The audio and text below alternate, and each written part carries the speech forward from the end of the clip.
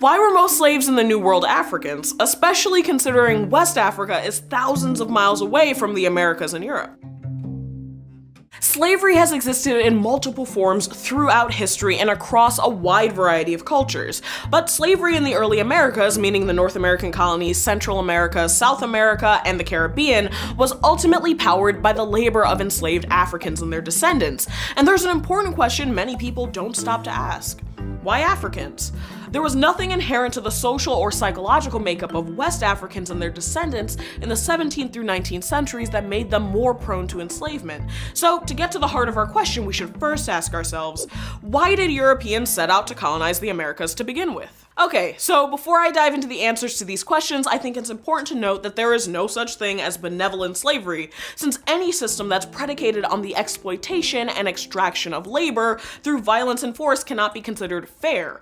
However, the purpose of this rough timeline is to sketch a comparison without creating hierarchical values of assessing harm inflicted on enslaved people. To set the scene of the early American colonies, European powers such as Spain, followed by Portugal, the Dutch, British, and French, ventured out in search of conquest and capital. Their early explorations of the Americas, starting in 1492 and continuing up until the 18th century, weren't driven by wanderlust and a desire for adventure, no matter what Disneyfied versions of colonization we learned in the movie Pocahontas. Instead, they were looking for one primary thing: wealth. And this could mean gold and silver, or it could mean land, farmland, and commercial crops. The driving incentive for exploration was to increase European power and to fatten the royal coffers. But initially, slavery was not the source of this wealth.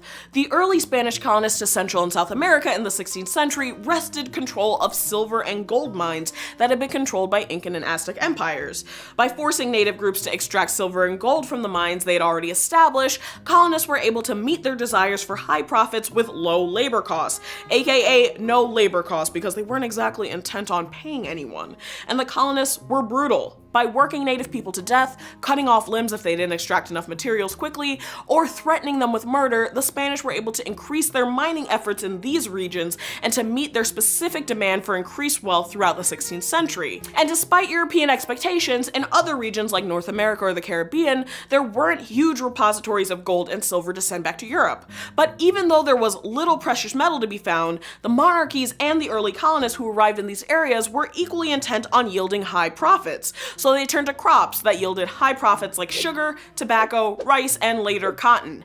In order to assure the highest profits, they began to look to slavery, since European laborers and indentured servants required payment or other forms of protection.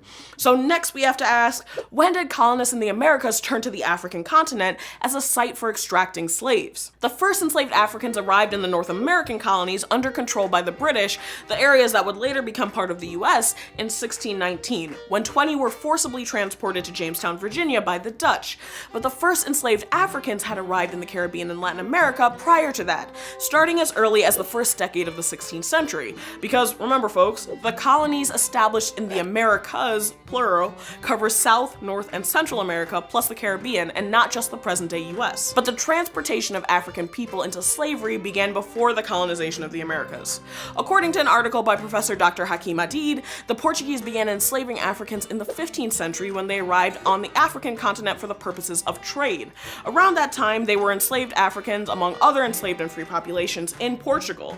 So even though it wasn't the only or necessarily most widespread form of slavery at the time, this 15th century precedent would set the stage for later decisions surrounding slavery that were to come in during colonization in the Americas. But at that point in time, captivity wasn't extended exclusively to black people or people from the African continent, and was often the result of raids, warfare, or slave trading that included Islamic traders, West African groups, and Europeans, among others. Okay, so we've established the precedents leading up to the explosion of the West African slave trade. So our final question is, why did European colonists start to look exclusively at West Africans as a source of slave labor?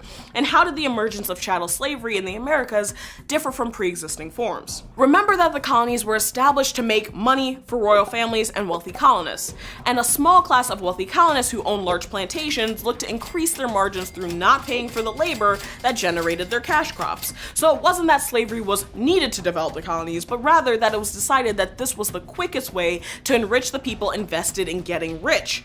Black slaves continued to arrive in the Caribbean, North America, and South America through the 16th, 17th, and 18th century, and it wasn't until the 19th century that slavery began to be eradicated. However, by this point there was a large slave population in the Americas, and the condition of slavery was considered legally hereditary, with children taking the status of their mothers in perpetuity. When Europeans arrived in the Americas, colonists found that the previously established system that relied on enslaving conquered enemies was not functioning for several key reasons. Namely, first, early attempts in the Americas to enslave Native Americans proved difficult because they had familiarity with the terrain of their own nations and land. As a result, the potential for escape or revolt was high. This made using a system of leading raids and then enslaving whoever lost the battle less achievable, since colonists had little to no idea how to survive in these new regions and often fell prey to diseases which Europeans had no immunity to, namely malaria. The subsequent rampant genocide of Native American people and the introduction of new diseases that decimated their population, namely smallpox from Europe, made widespread enslavement less possible. But by transporting people from West Africa to the Americas, European colonists wanted greater ability to control enslaved populations by making escape more challenging and reducing the risk of those who did flee blending into neighboring native nations. Although the fact that there continued to be slave revolts amongst enslaved Africans and their descendants proves that this calculation was often mistaken. Second, West Africa was often the source of forced and kidnapped laborers because of its proximity to seaports, which made contact between these three locations more possible. Also, laborers from West African countries were more familiar with the agricultural methods needed for mass cultivation of these kinds of crops in the New World. So, how does it all add up? Well, even though the slave trade brought an estimated 9 to 12 million people here from Africa as cargo, colonists eventually resorted to reproduction within the colonies as a method for sustaining slavery. This meant that slavery could be passed down as an inherited status from mother to child. And to justify this never-ending enslavement, we started to see the evolution of false race science and racialization used as a justification for why one group of people, specifically people of African descent, were the only ones who could be enslaved. But this shift erased the reality that prior to turning to West Africa as a labor source, slavery existed across racial lines and was dictated more by battles and military capture than by skin tone. The resulting idea we had about race evolved out of a desire by people engaging in the slave trade to find an after-the-fact justification for enslaving people from one specific region over others. This history of racialization is covered in our episode on the origins of race in the USA, so check that out if you want to learn more. So, what do you think? Got anything to add to this historical puzzle? Any other resources or thoughts to share? Drop them down below, since this is obviously a much bigger timeline than I was able to fully cover today, and be sure to dig down into the works cited to keep reading. So that's it for now, and we'll see you next week. Hey guys, thanks for chiming in on last week's episode about shaving. Here's what some of you had to say. Kelsey Ayongo on Facebook pointed out that in the medieval period, it was considered fashionable for women to have high foreheads, and some shaved back their hairlines to achieve this desired effect. I certainly won't be trying to reach this old school beauty ideal by trimming off my edges, but it does show us how fashion trends and norms have impacted what's considered normal in the world of beauty standards. So thanks for sharing, Kelsey. Cindy Calloway, also on Facebook, noted that as an esthetician, she notes that you pluck chickens but tweeze hair. I love a good adage, so I may start using this one. Thanks, Cindy. Adaptive Reasoning on YouTube wants an episode on why women's nipples are considered taboo in some cultures, but men's aren't.